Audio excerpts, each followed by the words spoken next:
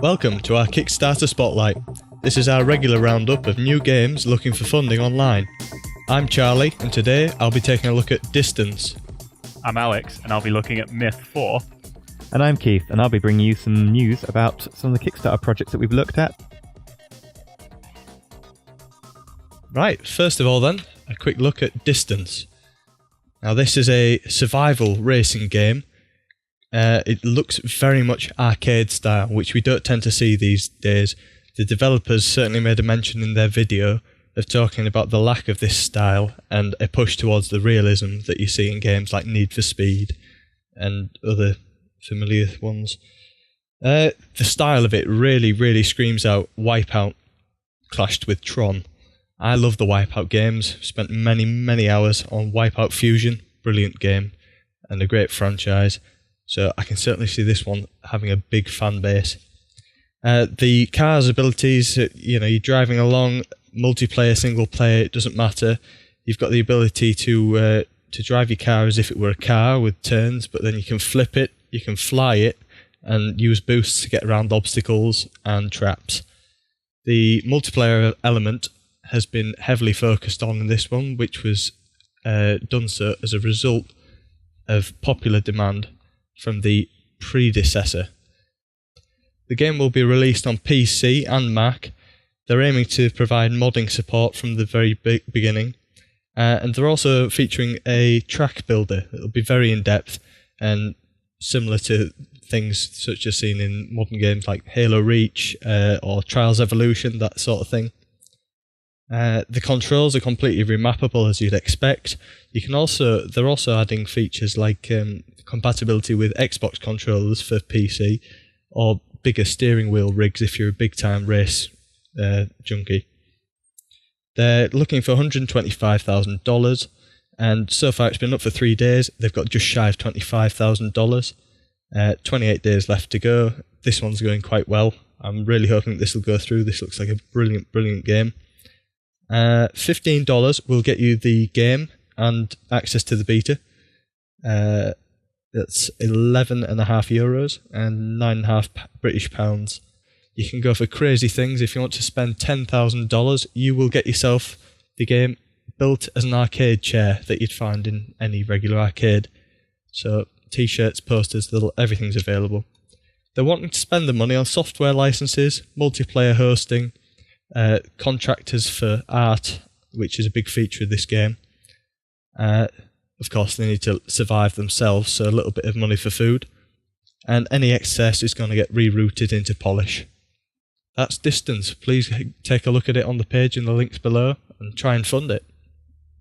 Looks interesting. Yeah. I like the fact that one of the cars I'm looking at here basically looks like Lamborghini/Audi meets Tron, which is possibly some sort of ridiculous daydream for me.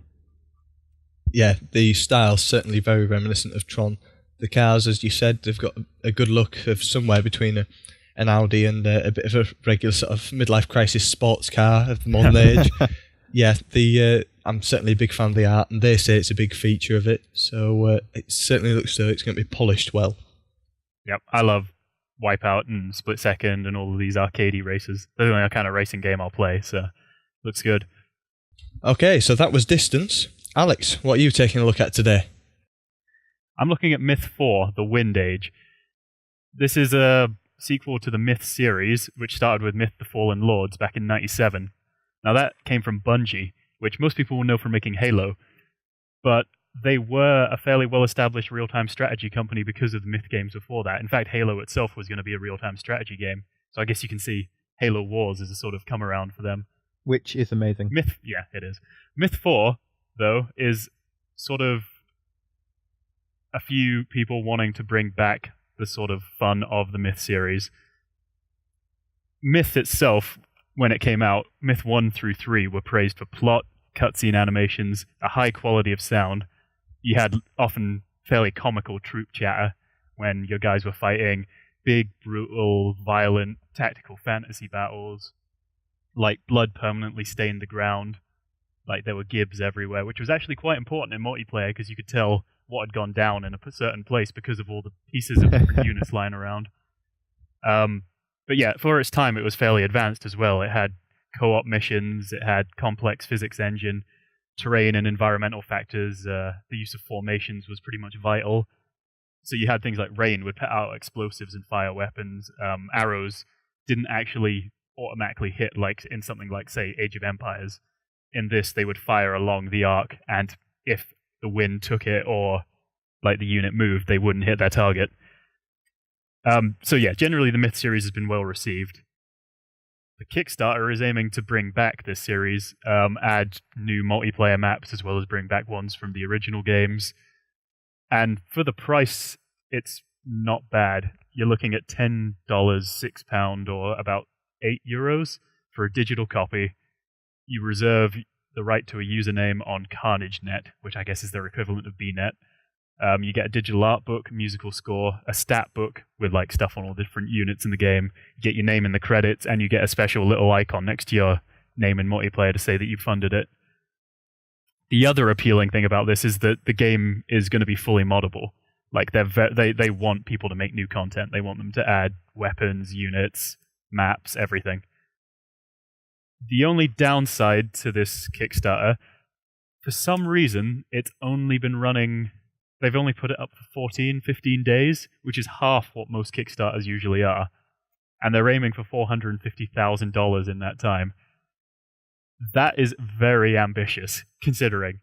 I have no doubt that if they could get the attention of the Myth fans, that this would take off. But in that time, I don't know if they can actually manage it, considering they're only on $900 at the moment. It does look as though they may have hamstrung themselves a little bit with that.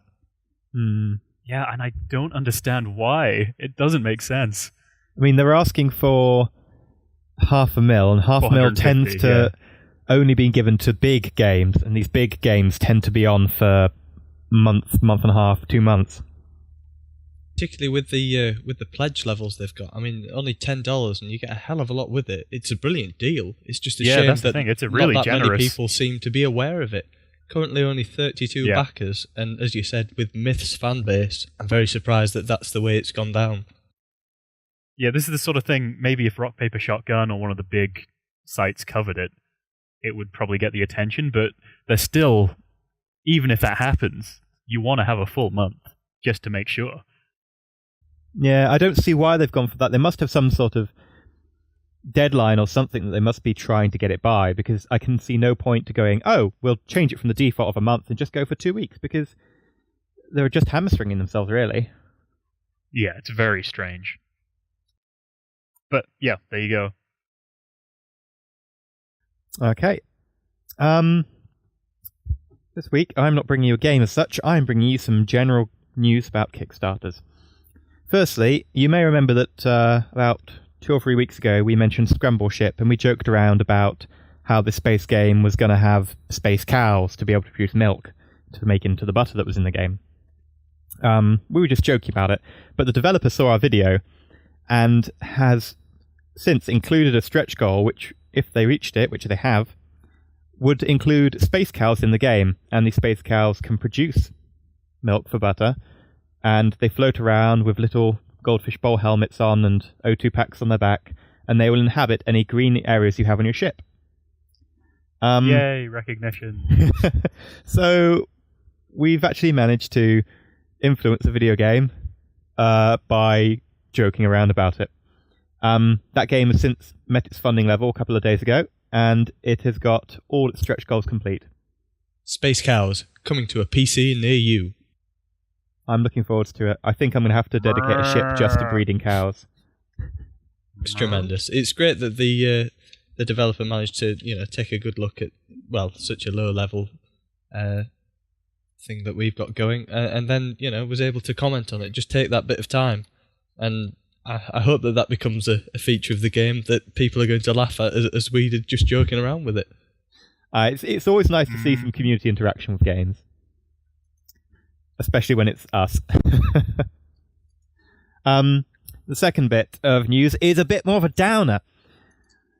The whole premise behind Kickstarter is that you're pledging money towards a game that should come out. Of course, there's no guarantee it will come out, and there's no way, at least in the contract that you've got with Kickstarter, that you have to get your money back if something doesn't go properly. So you've got no assurances other than the fact that they say they're making a game as to what they'll do with your money. Unfortunately, recently a game which was called Haunts: The Manse Macabre, which was basically about having a mansion in which it was haunted and you had to investigate the haunting. This game got kickstarted and managed to earn itself over $25,000, which was its funding level. And unfortunately, all the programmers have since left. They've run out of money. Their studio haunted. This is what I suspect. I mean, it doesn't say why everyone left. So either no one likes the boss, or they've actually got a ghost. In all seriousness, it is a sad tale, though. Yeah, but it's something that it's a condition of Kickstarter that this will happen. It's one of the realities of Kickstarter. Yeah, we've got no guarantees. It's going to fail, and it's all based on this sort of thing of trust that we assume they're going to spend the money nicely and not just buy takeaway every day, like I do. This is why it frustrates me that as good as Kickstarter is, people shouldn't be using it to pre-order games. That's not what it's for. There's no guarantee. If you're pre-ordering games on it, you're using it a little bit wrong. I mean, John Walker over at Rock Paper Shotgun has been mentioning this and forecasting this for a while, and it was a reality that not every game that goes through is actually going to realistically make it. It's part of the gaming world that when publishers fund a game, half the time the game will collapse. Well, not half the time, but there is a realistic probability. Especially in the indie market, which is what Kickstarter is for. Well, that's it for this week. Thanks for stopping by and having a look at our Kickstarter highlights.